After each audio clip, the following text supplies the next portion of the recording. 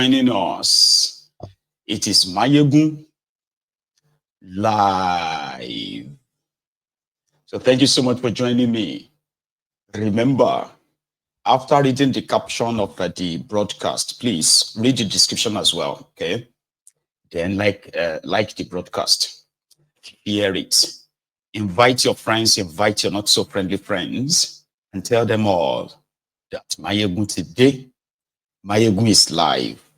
So just before we get, fully into this, I want to quickly experiment something, because I have noticed that some of us actually complains about the audio. That means my voice, going back or high, low, something like that. I don't know. So you need to please let me know, because mostly my voice becomes somehow louder when I move forward, when I lean forward, right? Because that's multiple mic. I've got a microphone closer to me enough that you should still be hearing me. So let me know if this is general, so I can indeed do something about that. It is something that is not expected. We have a lot of us who indeed experience that. Then it becomes a problem, right?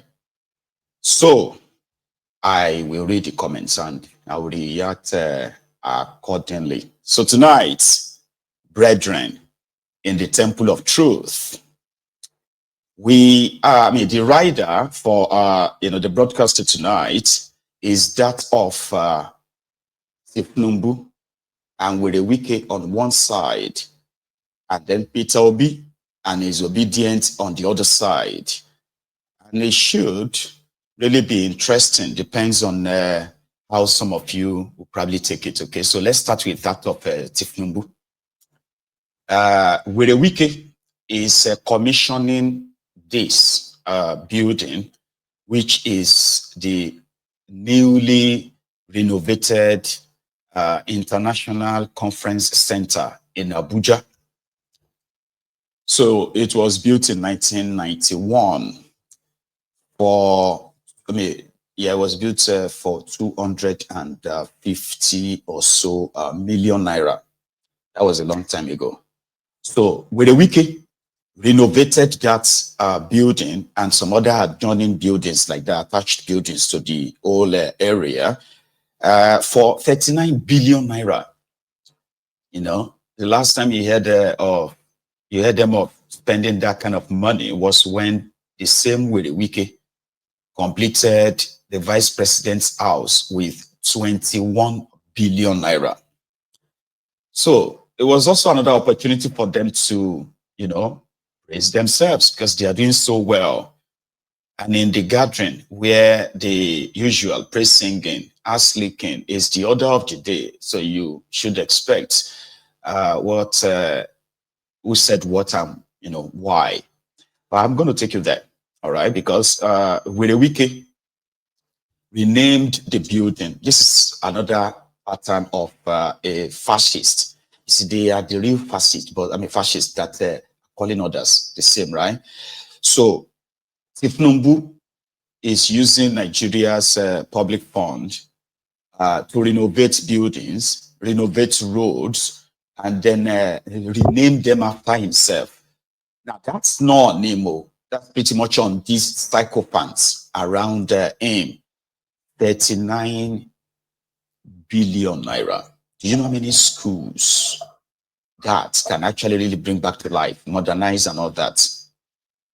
Well, we are starting from that tonight, okay? So, Werey was in Rivers. He was in Port Harcourt, I heard, over the weekend. So he had to rush back to Abuja himself for this occasion to mark Thiefnubu's second term. That's what they are still kind of marking, by the way. And then Kolutu returned back to Abuja from his own Salah break. So both met in Abuja with others. And I'm going to take you to Abuja, but before that, this was when Kolu left Lagos.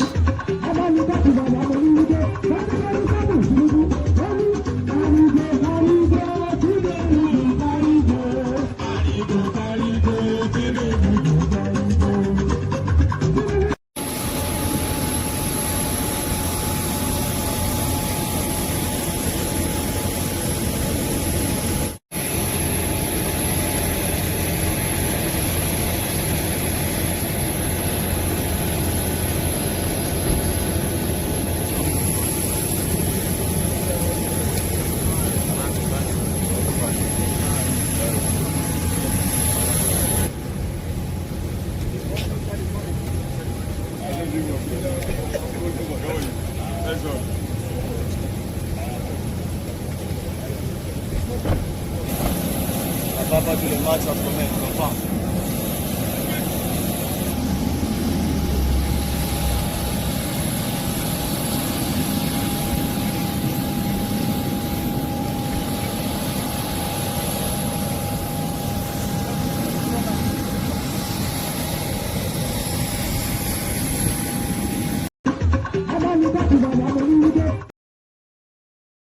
You see all of their private jets parked in the presidential wing of Abuja Airport. So for the record, right, the office of the president, or should I say the presidency of Nigeria, they have a total of 13 aircrafts. Okay, so they have some that like of different sizes, by the way, and modernized and other stuff. So and then they have 2 shoppers plus that. So I think it's 10 aircraft, 3 shoppers. And that is why almost all of them sort of have their own presidential jets. So Kolu is flying in one, Rat is flying in one, Remi Werey, Hitman is flying in one, Akwabiole is in one, Abbas is in one, and and others also. Like it was like the same way it was in the time of Bukwari, so don't fret. But you saw that in that video. So with a weekend too, I believe, I had to rush back to Abuja as well from Port Harcourt, the same commissioning. This was with a weekend in Rivers, Port Harcourt.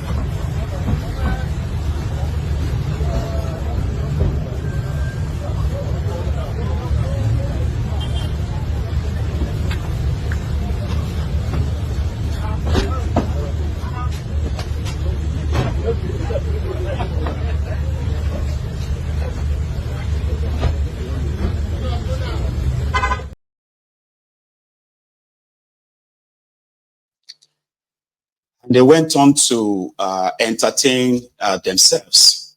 The event, the first show was to take Thiefnubu on a tour of the 39 billion naira all for his own assessment, I believe. And this was happening.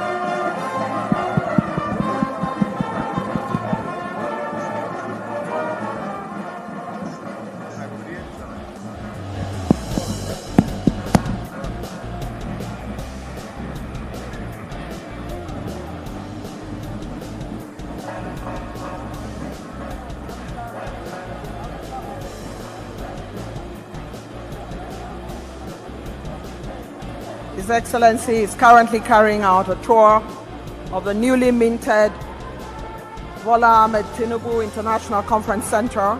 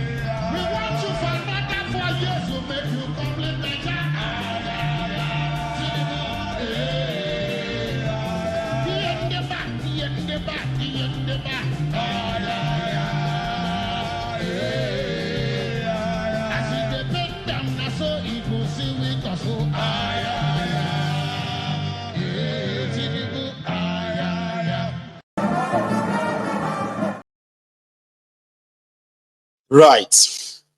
So that was, should we say that was the start? And I saw some of you who noticed with the weakest convoy. I don't even want to talk about that. Just leave that for the side as for now, all right?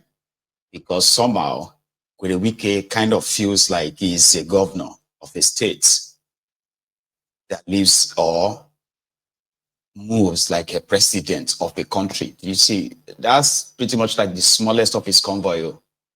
And it's because that one is just the convoy they used in like bringing him from the airport. When it comes from Abuja, they'll bring him from the airport to his house, and they'll take him to the airport. That one is just for that place. So it's a different convoy in Abuja. In case you're interested in his choice of cars. He's the only guy who publicly drove a Rolls Royce, the minister. So billions, and I mean, he's also the only minister whose budget is like that of a state. His budget runs into trillions. No kidding. Trillions under this with the Wike. So he's got so much money. Enough that, Baba, don't rush. There's still more. So we'll finish this Abuja part first, okay? There is more from this same guy. Maybe some more for you too, right? It was Akwabiole that opened the floor. And of course, you know what to expect. Heart leaking, extraordinaire. Akwabiole, if you don't mind. Nigeria. President Bola Ahmed Tinubu, GCFR. The Deputy Senate President, my brother Barao Jibrin, the marvelous and performing Minister of the Federal Capital Territory, and his Minister of State, Honorable, Right Honorable Nyesom Wike, judging from the way you address. I can say, let me respect other protocols. Mr. President, in law, we say res ipsa loquitur. The act speaks for itself. So there is no need to make any speech on a day like this. But I want to give a background, a little background, to why we are here. We came last year to inaugurate the first sitting of ECOWAS Parliament. Parliamentarians came from all parts of West Africa. It was a monumental embarrassment. we managed to get a small generator working. This place was dark. This place was in a total state of disrepair. And you were shocked. You turned to me and said, "Is this what we are showcasing to West Africa?"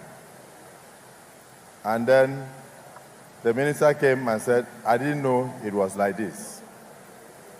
Right there, he vowed to you that next time you set your feet in this international conference center, that the story will be different. So, Mr. President, I'll leave it to you to say your observation. But permit me to commend the Honorable Minister of the Federal Capital Territory, my dear brother, Wike, and his team.